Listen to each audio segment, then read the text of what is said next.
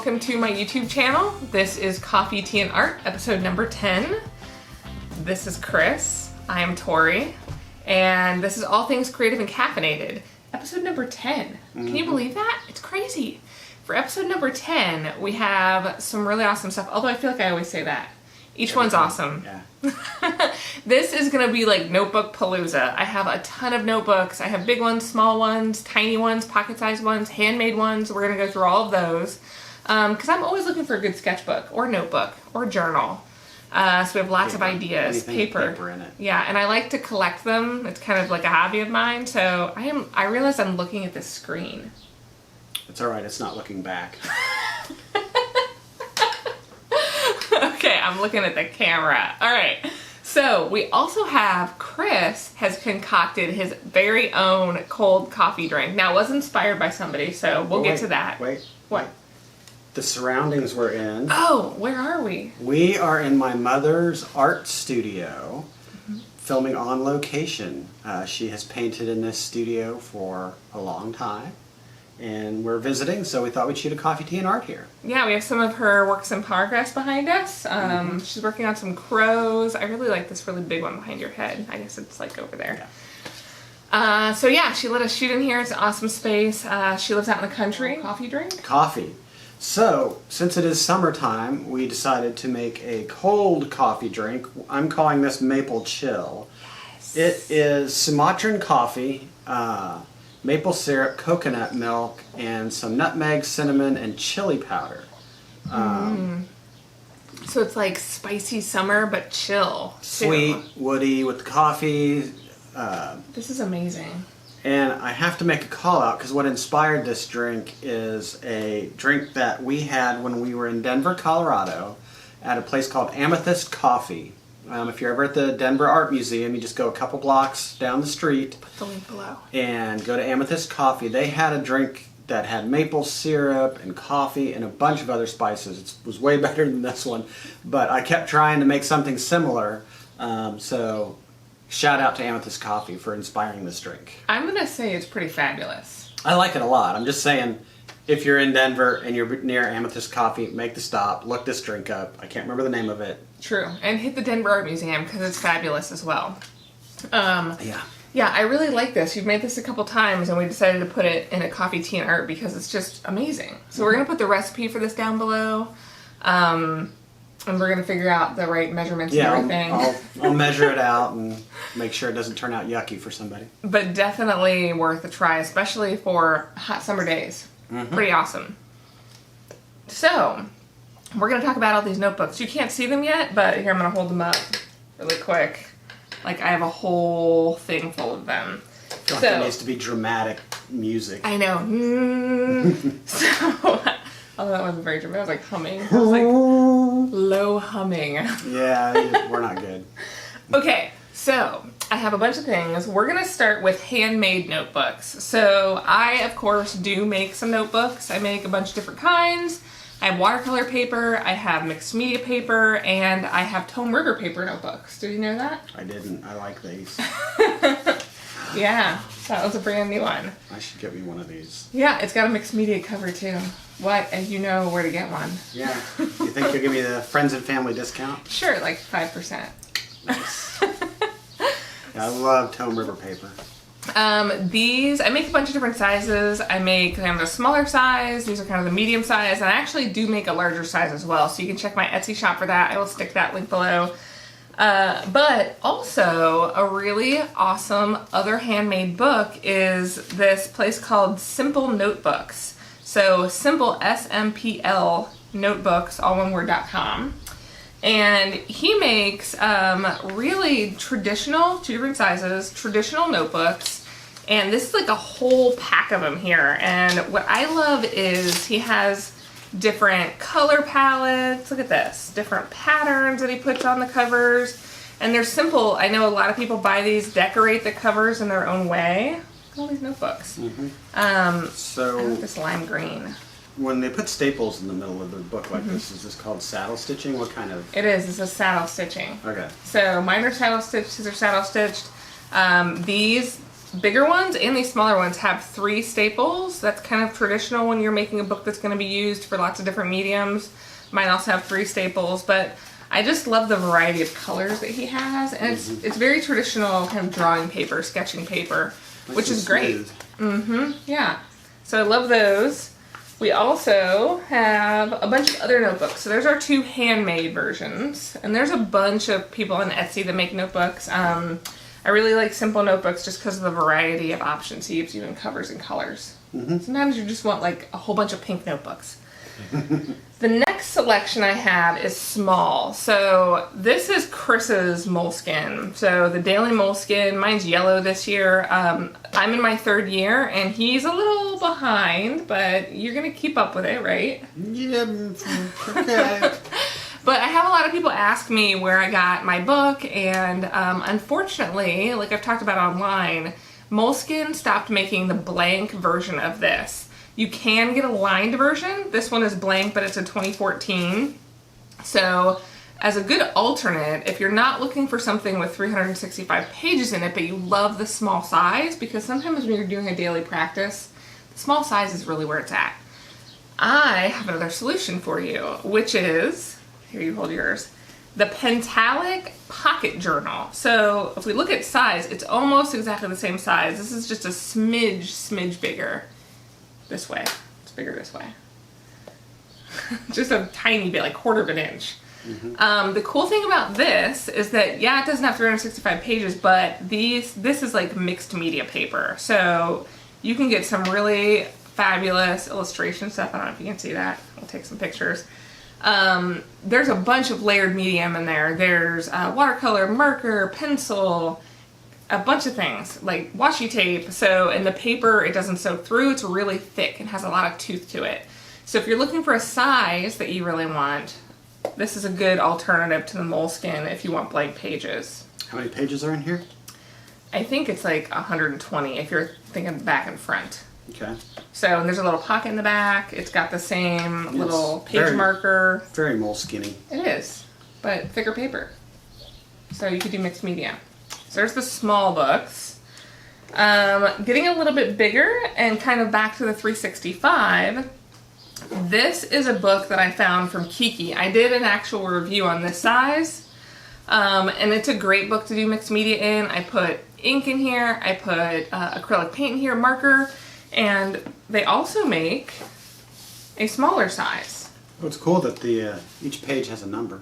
Yeah. So it's 365. And instead of putting like January 1st, it's just a number. So you could start this 365 challenge any time of the year, or if you just like the number, and it's a really graphic, cool thing. The smaller version is also a 365. It's pink on the outside and has light blue numbers on the inside, but this is more kind of carry around in a little bag size, and this is bigger. So that just gives you an option. And Kiki, I forget where they're from, but they're not from the US. You would have to internationally order this. I'll put the links for all these notebooks below. But I really like this. I like that it's a 365 option alternative to the Moleskine. And I like that if you're ready to take on the challenge, which I'm going to use this book, I'm going to get a bigger book next year. If you're ready to take on the challenge for something a little bigger and have a 365 challenge, it's a good way to go. Well, I like that size. One of the struggles I have with my little Moleskine is the size. I need to swing my wrist a little more or something. Well, there you go. So I'll actually, sneak preview, spoiler alert, I'll be doing a giveaway for this size. So watch for that. Now, speaking of international notebooks, these are all Seawhite of Brighton. So I'm going to make sure I'm saying that right. Yes, Seawhite of Brighton. So these are from Europe. And I have 3 different books here. You're talking towards a microphone and there's books between your face and the microphone. It's all black. Give me that. I got it. Okay, but I wanted to show the inside because we're talking about how the notebooks work as well. So Seawhite of Brighton makes a bunch of different types of books. So this is hardbound, this is softbound, and then this is a little bit more special, and I'll get to this one last. But their paper is fabulous. It's like really toothy, 140-pound weight. It's takes medium really well. Do you want to open that one and show a sample? So that's acrylic ink, it's watercolor, it's ink, it's fabulous. So you can also see in here, if you want to close that one because this is also big. Same thing, like the amount of mediums that I've just layered and piled up are just amazing on this paper. You do have to order it internationally, but it's not too expensive to ship and they're not that expensive in notebooks, so I highly recommend it. And, close that. This third one. I like that size too. Yeah, it's a small size and you see that logo on there. This is actually the notebook that goes with a class I am teaching online that starts July 1st and it is Art Journal Summer School. So definitely check out the links on my classes. It's going to be an awesome class. It's a bunch of teachers. You can order the book to go along with it and join along in a whole summer full of amazing creative art journaling and art making, and you can get this book on the link below on the website. So Art Journal Summer School, I'll put my class link down there as well. But Seawhite and Brighton, fabulous books. Totally recommend them. Amazing with mediums. I think the last book I have, oh, I have 2 more books. This one is yours. I don't know if you want to talk about the handbook, which I've used before, but that one happens to be yours. Yeah. So I like the handbooks. I think, I don't know what kind of paper is in here. It's a little toothy. It's a great journaling book. And for me, size-wise, this is about right for me to have like a daily journal thing because I can swing my arm a little more. And that's weird to me. When you swing your arm. I don't know. It just the size works for me. Drawing in that tiny book, I feel like we've covered the tiny problem. Tiny. Sorry. Don't apologize. I retract my apology. No, they're nice. They're fairly inexpensive too. Most art stores carry them. There's a nice little pocket in the back and cellophane pocket. Takes good. It does take watercolor fairly well. It doesn't bleed through too badly, from what I've been able to tell. So yeah, that's called show through. I learned a new thing today. So the last notebook I have, or sketchbook or journal, or any of these could be used for any of those things. The last one I have is, of course, the Denik Sketchbooks. So this is the one that I've been using to do the coffee, tea, and art drawings, and I will be using it again today. And I just wanted to show you that they have a lot of different covers. So I love Denik for the fact that they give back to art endeavors, they build schools, they support artists. This is artist work on these covers, and I like when you can buy a notebook and feel good about where it's going, where the money is going, and that you're supporting arts and schools and artists. That's just amazing to me. And they do have, you have this one backwards actually. Well, I was showing him the we support schools part. I was just saying that now they're lay flat. So they will lay flat when you work in them. They also have soft touch covers. They are soft touch. Like Some that. people don't like that. I like it. Yeah. I think it's awesome. They're not all soft touch, I don't think, but these maybe I just buy all the soft touch ones. So the lay flat's nice. Those are awesome. And they do make a spiral one too. I didn't bring that one because I had so many Denik sketchbooks, but totally fabulous. So that is all of the sketchbooks. I would recommend any of them. All of them. I use all of these in their own way to do art journaling, traditional journaling, sketching. It's just a good practice to keep up with and just use lots of paper. Paper's inexpensive and just go for it and create. What I will be doing in my Denik sketchbook, because I always talk about a medium I will be using as well, is actually, speaking of handmade things, this is Handmade Watercolor by Greenleaf and Blueberry. So I picked these. This is their second in a series set. There's a lot of neutrals in this set, and I just got it the other day, and I think it'd be perfect to draw this coffee because it has lots of neutrals. We can take a shot of it too, close up. Are you just holding it there? And I will just be using a pencil and a water brush with that. So we'll get to drawing this awesome coffee. Can I have another sip of that coffee? Yeah. That one's yours. I might have been drinking out of yours. Ah, is that why there's less in mine? That's really good. So we'll be drawing that. Stick around for after this episode to see that. I have one more thing before you get to your book. Okay. So I have been taking an online class, Metamorph by Erin Faith Allen, and I did a set of vision cards in that class. So that was one of the parts of the class, and I loved my set so much I turned them into actual cards. So these are the actual cards I had printed. They are printed at the traditional tarot card size, and I now have them up on my Etsy shop. So I wanted to share those because these are all about creating inspiration, drawing them. I have like my own personal symbols and colors that you can draw and bring your own interpretation to, and just kind of spark that creative spirit. So since all of this is about kind of creating and we have all these journals, I thought what better way to start creating yourself than like find a little inspiration. Mm-hmm. Turned out Very good. nice. Good Yeah, color. awesome. So check those out. I'll put a link for those below.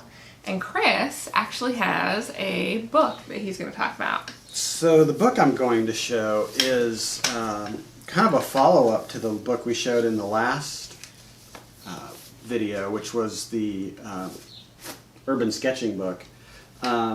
This book was kind of, I'd say, 75% inspiration, 25% information, tips and things. So there's a follow-on book called Urban Sketching, The Complete Guide to Techniques, that follows up to the same concept, but it is just chock full of tutorials and in-depth information. Doesn't have as many pictures in it. It's a much thinner book. It's by a different author too. The author's name is Thomas Thorspecken.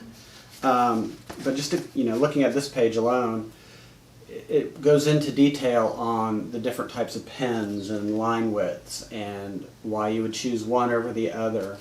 I'm not really well versed in watercolor like you, but they give quite a bit of information in watercolor and how to approach highlights and shadows. So just tons and tons of good information. There's figure drawing, it's a little bit of everything. But I'd say this one's 75% information and 25% inspiration. So this is a great companion piece if you've picked up this book and you like what you've seen and you want to do more of it, then this book is a perfect follow-up to that, I'd say. Yeah. I did spend a little bit of time, I know you started reading this book, but I spent a little bit of time looking at it, and it is pretty cool. Like, I love how they even go into like how artists start with background colors and washes and build on top of that, and a lot of technique. That was big for me because I tend to sort of just go and splotch things all over the place and then I can't come back from there. Mm-hmm. So learning how to build things up and how to leave a little space for highlights, mm-hmm. Versus try to draw in or paint in highlights, Mm-hmm. That stuff's invaluable to me. It's awesome. It's a good book. Mm-hmm. I think that's all we have. Do you have anything else you want to add? No. Well, we would love to hear from you. If you have any comments about this episode or questions about products or like to have something be reviewed or some ideas for an upcoming episode, leave us comments below and we will check those out and see what we can do about putting those into a show. And stick around because I will be drawing this amazing coffee. Totally got to try this in just a bit. And thanks so much for watching. Bye.